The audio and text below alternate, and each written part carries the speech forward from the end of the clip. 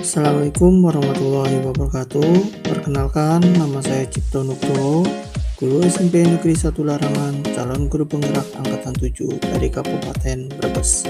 Pada kesempatan kali ini, saya akan memaparkan aksi nyata yang telah saya lakukan, yaitu terkait modul 2.3 coaching untuk supervisi akademik. Dalam kegiatan supervisi akademik, melalui 3 tahap. Yang pertama, tahap pra-observasi. Yang kedua, tahap observasi. Dan yang ketiga, tahap pasca observasi. Tahap pertama yaitu tahap pra-observasi, di mana tahap pra-observasi ini saya lakukan dengan cara percakapan pada hari Sabtu tanggal 20 Mei tahun 2023 jam 9 pagi bersama Mr. Suswono SPD. Berikut video percakapan pada tahap pra-observasi. Assalamualaikum warahmatullahi wabarakatuh. Hari ini saya Cipto Nugroho, calon guru penggerak angkatan 7 dari Kabupaten Brebes. Dan rekan saya, Bapak Suswono, akan melakukan kegiatan supervisi sebagai bentuk dari refleksi kemampuan diri yang nanti menjadi bahan untuk pengembangan kompetensi diri kami sebagai guru. Ini nanti percakapan sebelum observasi atau pra-observasi. Baiklah, selamat pagi Pak Suswono. Selamat pagi Pak Cipto. Gimana kabarnya hari ini Pak? Alhamdulillah baik. Alhamdulillah sehat ya Pak. Baik Pak Suswono, sebelumnya bisakah Bapak memperkenalkan diri terlebih dahulu? Oke, siap Pak Cipto. Perkenalkan, nama saya Suswono, saya guru dari SMP Negeri 1 Larangan dan mata pelajaran yang saya ampu adalah bahasa Inggris. Seperti itu Pak Cipto. Nah, terima kasih Pak Suswono atas perkenalannya. Jadi Pak Suswono, bagaimana perasaan Bapak saat ini yang akan saya observasi nantinya di kelas? Perasaan saya sangat antusias untuk bisa diobservasi oleh Pak Cipto. Seperti itu Pak Cipto. Apa hal yang ingin Bapak kembangkan dalam proses supervisi kali ini, baik dari murid maupun dari Bapak sendiri? Yang perlu saya kembangkan pertama yang dari diri saya itu yaitu menciptakan strategi pembelajaran yang lebih inovatif, kemudian juga di mana pembelajaran itu bisa sesuai dengan karakter dan kebutuhan siswa, seperti itu Pak Cipto. Oke, baik ya Pak ya. Kemudian apa tantangan yang Bapak hadapi dalam mengajarkan mata pelajaran yang Bapak ampu? Tantangan yang saya hadapi, sebagaimana kita ketahui semuanya, bahwa bahasa Inggris itu di negara kita masih merupakan bahasa asing, bukan second language seperti kayak di Singapura atau di Malaysia. Jadi ini butuh kerja yang bisa dikatakan lumayan intens, lumayan menantang, seperti itu Pak Cipto. Oke, jadi kira-kira persiapan apa yang Bapak lakukan untuk supervisi kali ini, Pak? Untuk persiapkannya otomatis yang pertama saya mempersiapkan untuk materi ajarnya, kemudian mempersiapkan sarana prasarananya, kemudian mempersiapkan strategi pembelajaran yang akan saya ajarkan nanti di dalam kelas. Seperti itu Pak Cipto. Oke, baik Pak. Jadi nanti itu saja ya Pak ya, Iya, yang dibahas. Jadi nanti kita akan supervisi, kita akan observasi di kelas langsungnya Pak ya. siap Pak Cipto. Besok ya Pak ya. Siap. Terima kasih Pak. Tahapan kedua yaitu tahap observasi, di mana pada tahap ini dilaksanakan pada hari Selasa tanggal 23 Mei tahun 2023 jam 8 pagi di kelas 7F. Berikut video observasi di kelas 7F. Assalamualaikum warahmatullahi wabarakatuh. Waalaikumsalam warahmatullahi wabarakatuh. Good morning, my student. Good morning, Mister. How are you today? I'm fine, thank you. And you? Very well, thank you. Oke, anak-anakku, sebelum kita memulai pelajaran hari ini, mari kita berdoa sesuai dengan agama dan kepercayaan kita masing-masing. Disiapkan oleh ketuanya. Silakan untuk ketuanya disiapkan untuk berdoa terlebih dahulu. Are you ready, my friend? Yes, I am ready. Let's sit and pray. Initial greeting.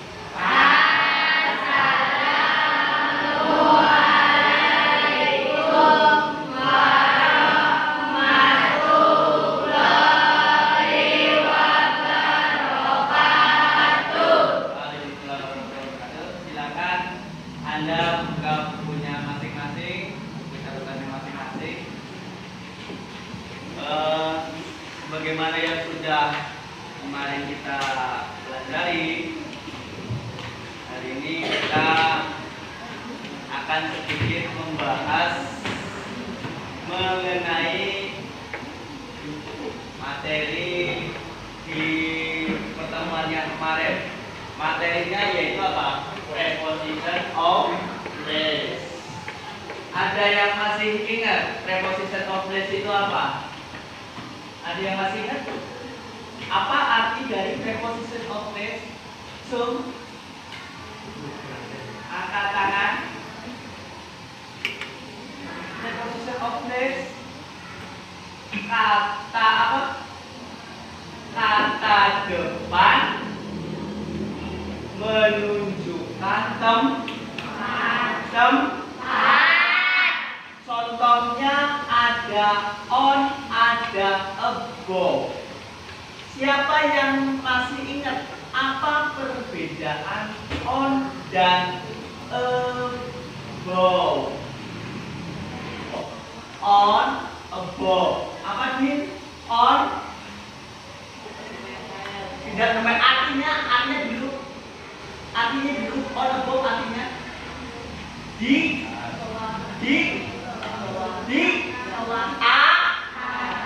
atas. Perbedaannya apa, Din? Ini on, ini above. Maka perbedaannya apa, Din? Kalau on bertepat, on menempel di bendanya. Kalau above tidak menempel. Oke, untuk lebih kita memahami kembali, maka silakan Anda bisa melihat tayangan ini. Ya. Kita lihat.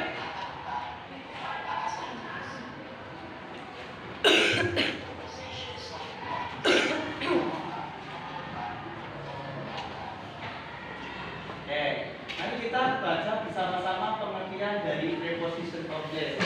Preposition of place adalah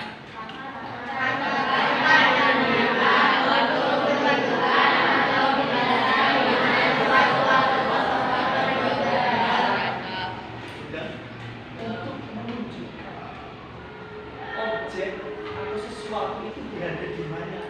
Ini preposition of place.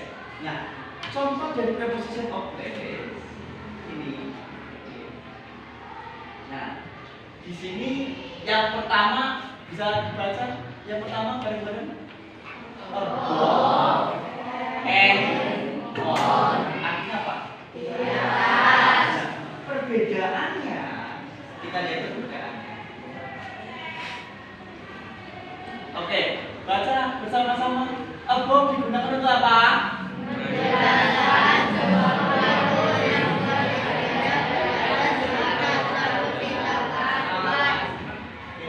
Contoh, ada dua benda.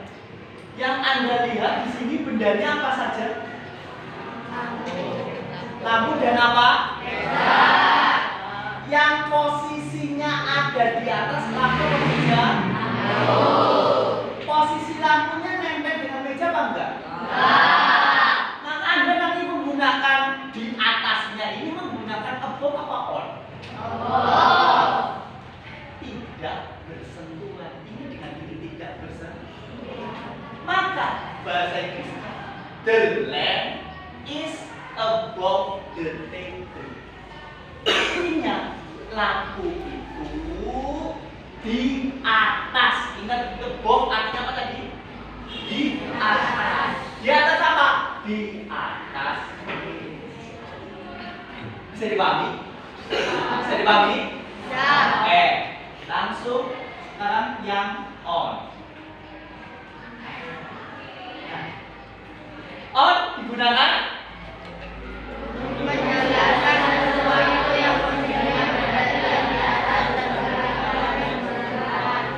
bersentuhan. Kita lihat ada dua objek. Objek yang pertama itu apa? Objek yang kedua apa? Yang posisinya di atas meja apa buku?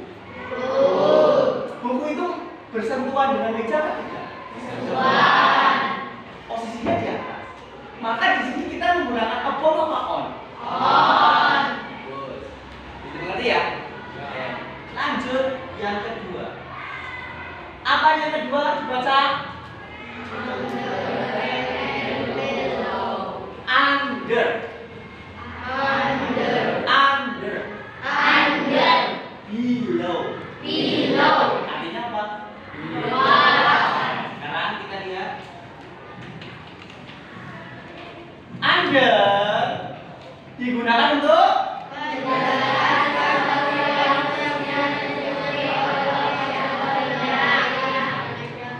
tertutupi. Posisinya di bawah tetapi tertutupi. Kita lihat.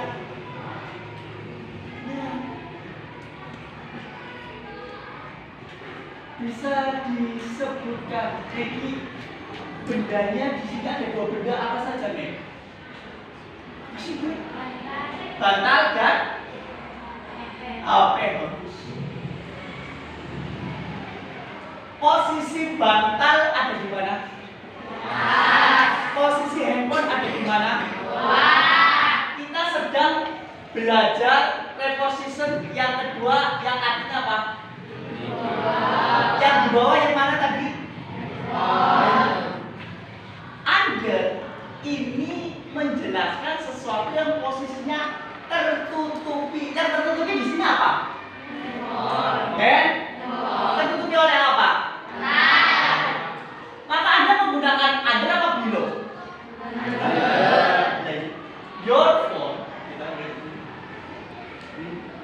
Your phone, telepon Anda, telepon kamu is under, di bawah.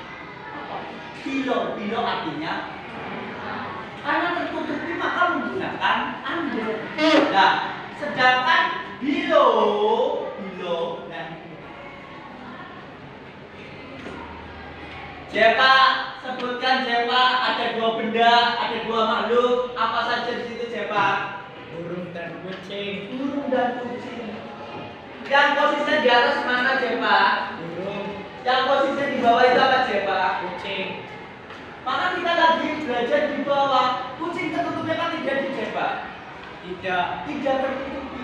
Maka di sini kucing ini karena posisinya di bawah, kata depan menunjukkan keterangan tempatnya menggunakan under apa below Jepa? Below. Orang tertutup tidak tertutupi. Maka di sini kata depannya penunjuk tempatnya jangan gunakan under tapi gunakan below. The cat yang mana cat? Is below. Kucing di bawah apa? The bird. Lihat, ini namanya to be is. Kenapa is? Bendanya satu. Subjek, ini subjeknya kucing. Kucingnya berapa di sini? Satu. Maka to be-nya menggunakan is. Ini handphone. Handphonenya ada berapa? Maka to be-nya menggunakan is. Good. Dipahami ya?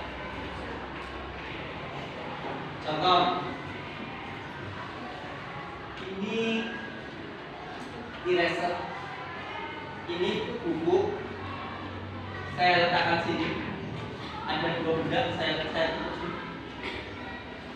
Ini berarti posisi penghapus ini Anda menggunakan di bawahnya itu menggunakan under apa benar?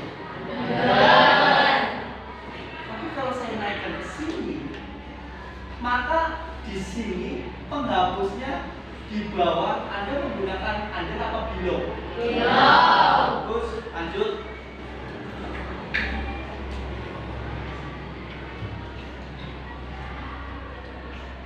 Nah, khusus untuk nomor 3 yaitu in dan at. Apa in dan at artinya? Di dalam. In digunakan untuk benda yang letaknya berada di dalam objek atau benda tertutup. Ada dua benda. Sedikit bisa sebutkan dua benda itu apa saja? Sedikit situ.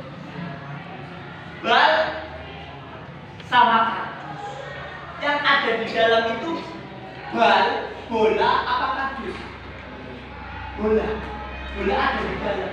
Maka bola ini menggunakan in, tidak menggunakan n, karena bolanya ada di dalam. Kita lihat. Nah, kita lihat. The ball is in the box. Bolanya ada berapa? Bisa menggunakan in karena ada di dalam. Di dalam mana?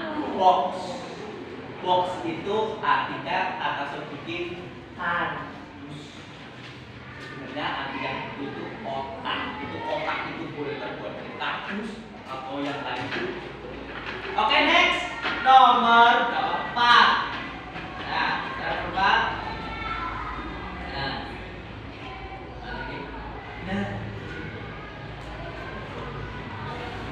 apa nomor 4? Kita baca bareng-bareng. Beside. Next to. Artinya digunakan untuk beside, next to digunakan untuk apa?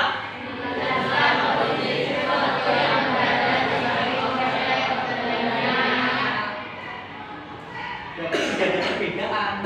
Anda mau pakai beside monggo boleh, Anda mau pakai next to juga boleh.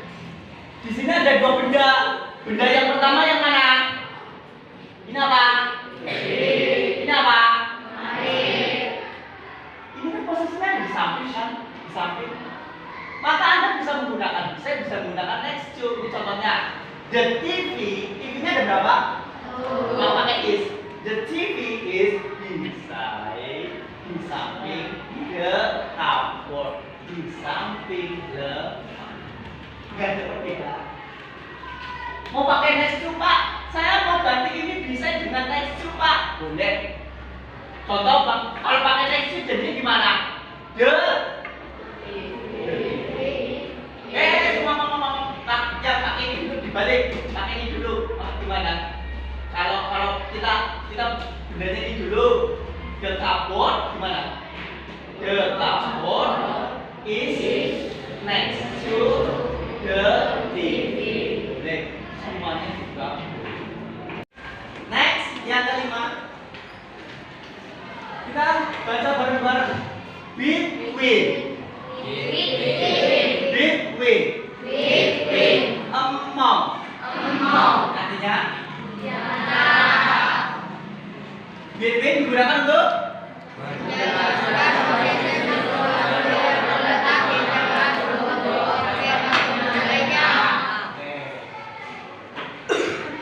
yang ngapit dua.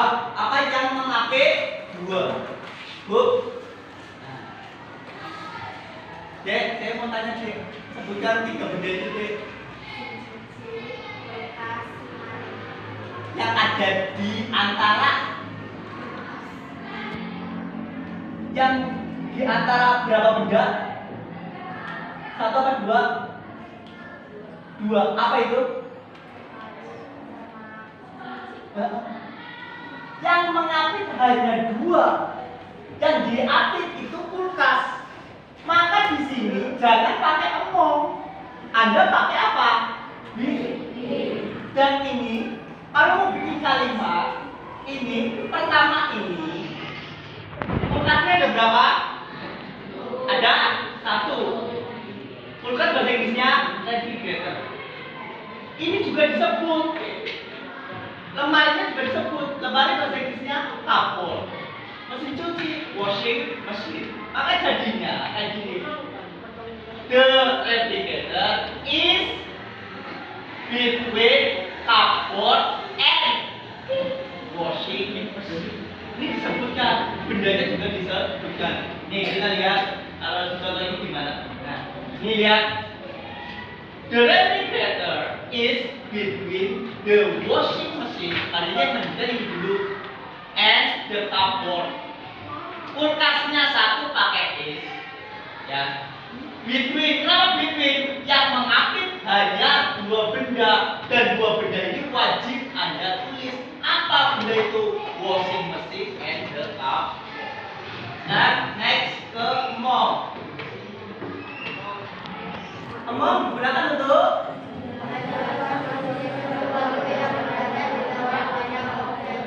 banyak objek.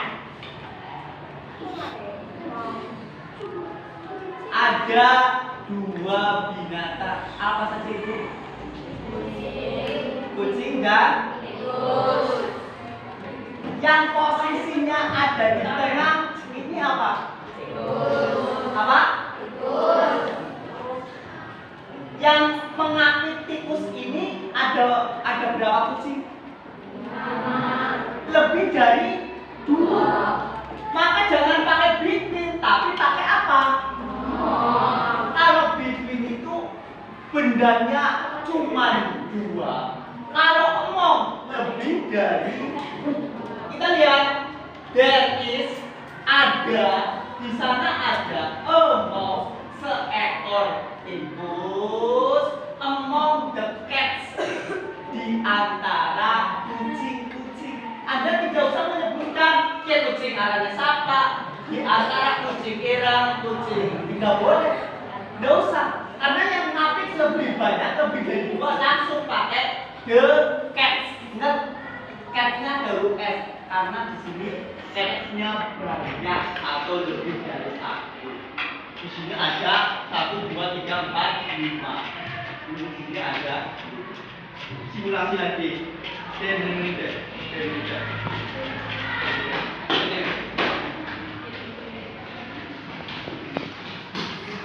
What is her name? Namanya siapa? Siapa? What is her name? Siapa? What is my name? Yang posisinya di antara apakah Bebe, apakah Julia, apakah Mr. Suwono? Maka yang ngapit berapa orang? Pakainya between apa emong?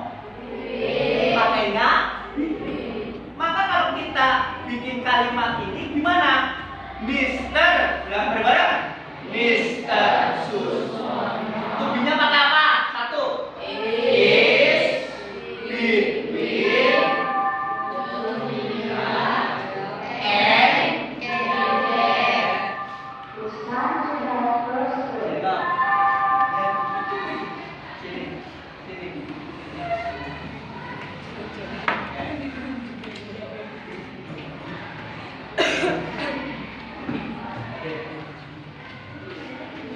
yang posisi ada di tengah-tengah siapa? Yang mengapit Mr. Suwono ada siapa?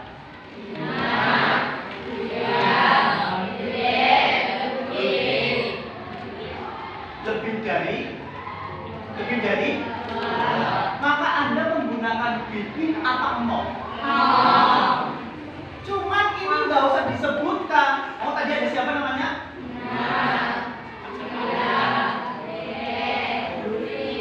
Nggak usah disebutkan. Menyebutkannya apa guru? menyebutkannya pekerjaannya si Juli, Dede, Luffy, dan ini tadi siapa? Nah, pekerjaannya apa? Belajar. Maka Anda tinggal menyebutkan the students. Tolong bikin kalimatnya bareng-bareng.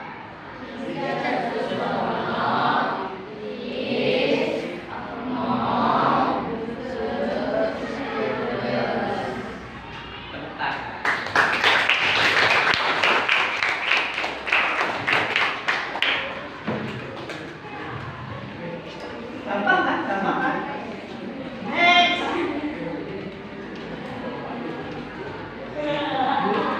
Ya, ini yang terakhir. In front of. In front of digunakan untuk jelaskan posisi.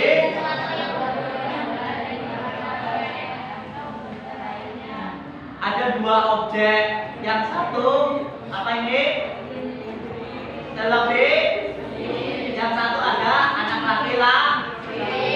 Yang ada di depan TV itu siapa? Anak laki-laki. Maka jawabannya dikatakan dia duduk. He sits in front of the TV. Dia duduk di depan TV. Kalau di belakang kita lihat belakang. Nah, behind apa ini? Behind. Dibaca in front of. In front of. Behind. Behind. Repeat. In front of. Behind. Behind digunakan untuk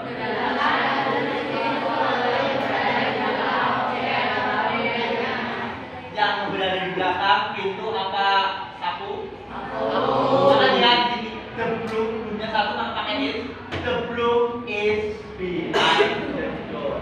Sapu berada di belakang apa ini?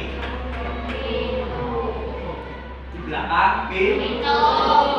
Oke, sekarang sudah jelas? Silakan Anda lihat tadi kertas yang sudah dibagikan oleh Dewi Carolina. Anda silakan kerjakan 1 sampai 10. Dan nomor 1 sampai 5 silakan Anda bikin garis. Ini di garis, ini mana? Ini kemana? Menjodohkan tetapi di garis. Kalau 6 sampai 10 Anda silakan jawab menggunakan preposition of place yang tepat itu yang saya hafal. Oke, saya kasih waktu selama 10 menit mulai dikerjakan. Sekarang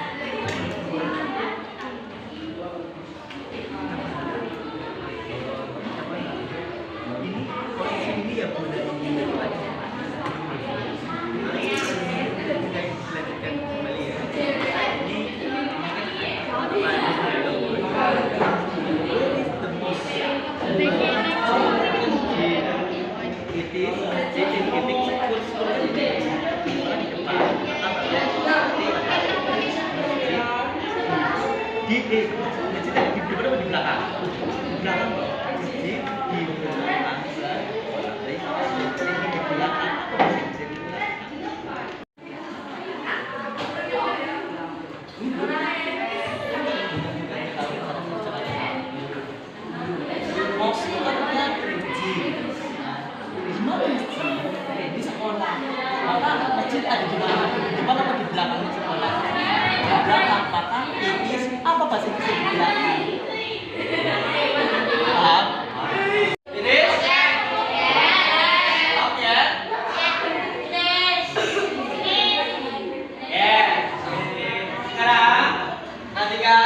dulu semuanya.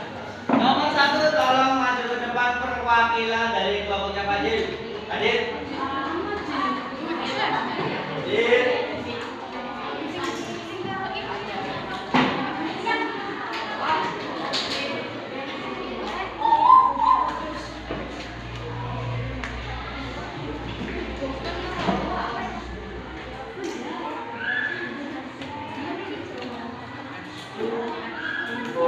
Oke, perhatikan semuanya.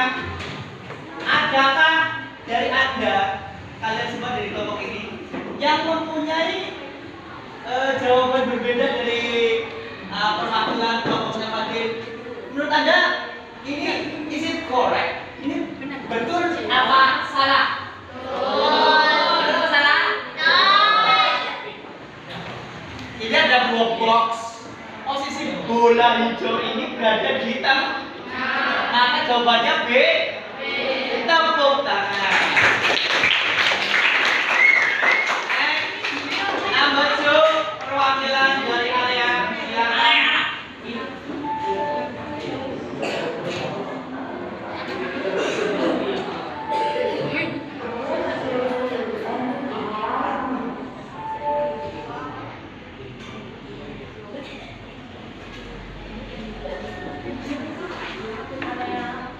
Is it correct? Apakah jawabannya betul atau salah?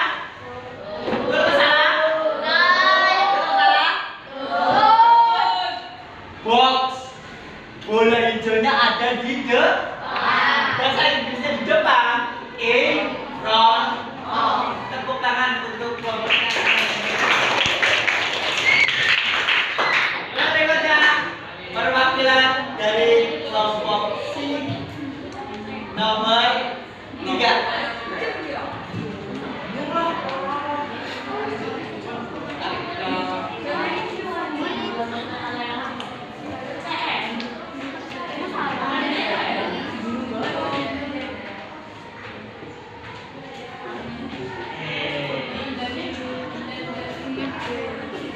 Jawaban nomor 3 behind. Betul apa salah? Betul. Tepuk tangan. Next, ada perwakilan kelompoknya dari Dede Carolina. Oh, Dede sendiri.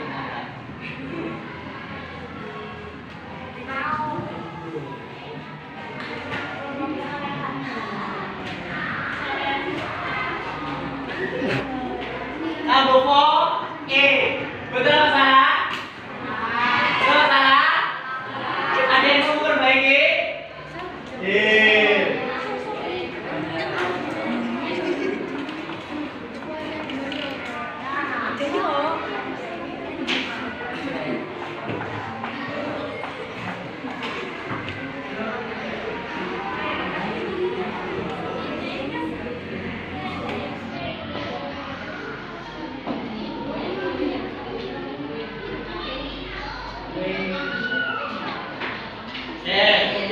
Kalian kelompoknya di Carolina. Ini kotak ya. Bendanya ada di samping. Maka jawabannya menggunakan next di samping. Maka yang nomor 5 sudah pasti jawabannya apa nomor 5? Ini kotak, bolanya ada di dalam. Maka jawabannya yang saya dipahami? Saya dipahami? Oke, thank you. Ada yang mau ditanyakan? Jelas semuanya? Jelas. Nah, setelah ini nanti kalian saya kasih tugas kerjakan LKS atau lembar kerja siswa halaman 35 ya, kerjakan secara individu. Thank you. Wabillahi taufiq. Assalamualaikum warahmatullahi wabarakatuh.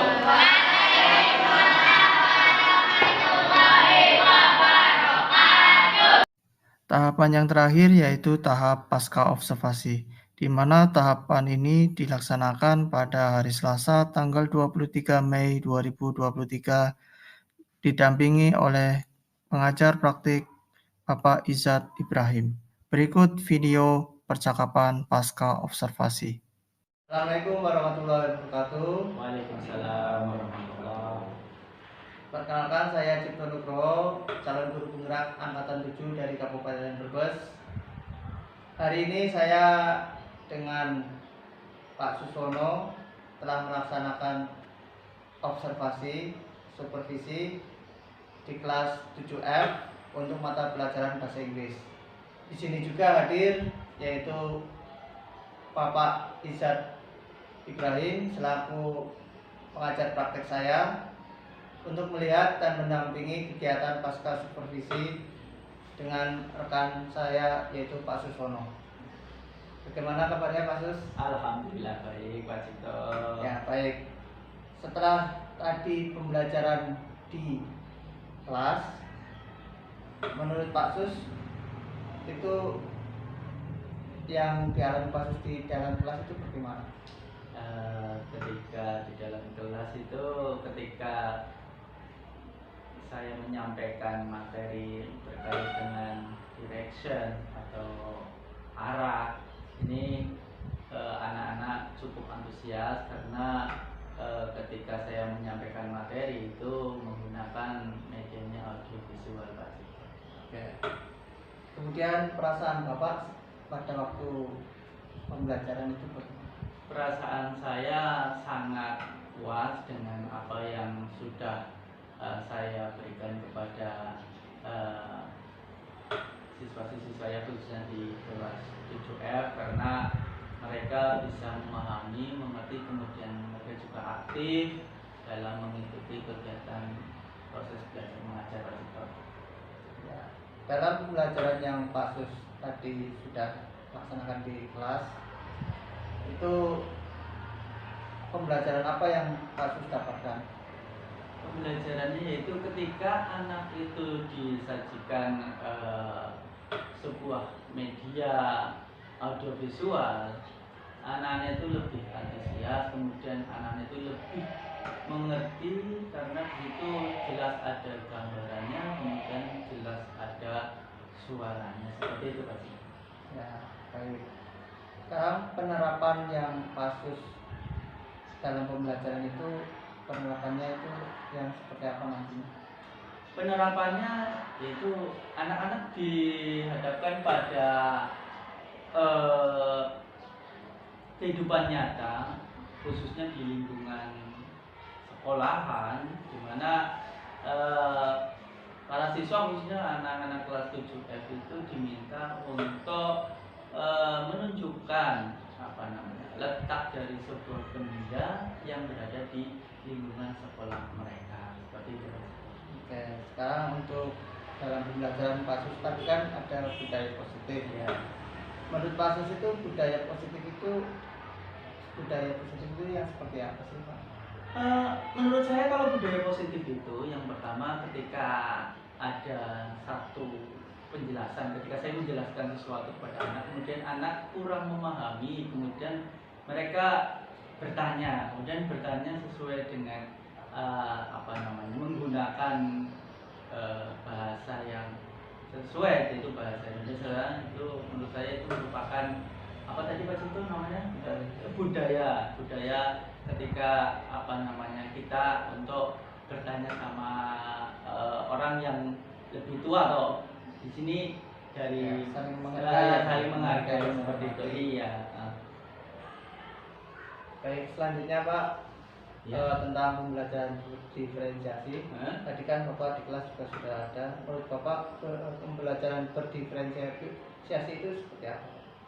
Menurut pendapat pribadi saya, pembelajaran diferensiasi itu mengandung 3 unsur. Yang pertama itu ada konten, di mana di dalam konten itu kita menyediakan seperti video, artikel atau materi bergambar yang hubungannya dengan materi yang saya ajarkan, yang baru tadi saya ajarkan, yaitu tentang direction. Kemudian yang kedua yaitu diferensi proses, ya. Jadi kita membagi siswa sesuai dengan minatnya. Jadi ketika anak itu minatnya bercerita, anak itu minatnya menggambar, ya kita fasilitasi seperti itu Pak. Kemudian Yang ketiga menurut saya itu ada produk, jadi ada hasil yang di create atau yang diciptakan oleh siswa seperti ini Pak Cipto. Jadi anak itu seperti ini ya, jadi ada produknya seperti ini. Ya, berikutnya apa untuk pembelajaran KSE ya Pak ya, yaitu kompetensi sosial emosional. Itu pada pembelajaran Bapak juga tadi sudah nampak, itu seperti apa saja Pak? Ya, yang pertama sebelum saya mengawali kan otomatis kita berdoa dulu Pak Cipto ya. Jadi ini apa namanya, untuk bahwa siswa itu ya apa namanya harus punya sifat religi, harus punya apa namanya yang bagus seperti itu. Kemudian di kelas kemudian ketika itu mereka untuk diminta untuk berdiskusi dengan teman-temannya seperti itu. Jadi mereka punya kesadaran ketika berdiskusi seperti itu Pak Cip. Jadi apa namanya tidak mengandalkan pada satu orang atau seperti satu temannya. Kemudian apa namanya adanya keterampilan berealisasi Pak Cip. Jadi di dalam diskusi kelompok itu setelah itu mereka bisa mempresentasikan apa yang sudah mereka diskusikan seperti itu. Kemudian yang terakhir otomatis adanya keputusan-keputusan yang di dalam diskusi itu yang perlu diambil oleh para peserta didik, khususnya di anak kelas 7 F. Seperti itu Pak Cito. Oh iya, jadi dapat saya tindak lanjuti ya Pak ya. Tadi dalam kelas itu Pak Susono sudah dapat manajemen kelas dengan baik, yaitu membuat suasana kelas yang nyaman dan menyenangkan untuk belajar. Kemudian ya, penerapan pembelajaran KSE dan diferensiasi itu sudah nampak di situ. Dari yang KSE itu meliputi kesadaran diri, kesadaran sosial, terus manajemen diri, keterampilan berrelasi, dan pengambilan keputusan yang bertanggung jawab itu sudah ada, dan sudah muncul di situ. Baik sekali.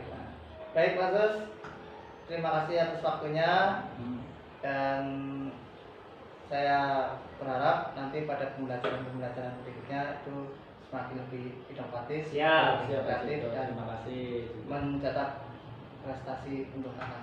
Ya, insya Allah. Ya, demikian percakapan pasca observasi. Terima kasih, sekian. Wassalamualaikum warahmatullahi wabarakatuh. Waalaikumsalam.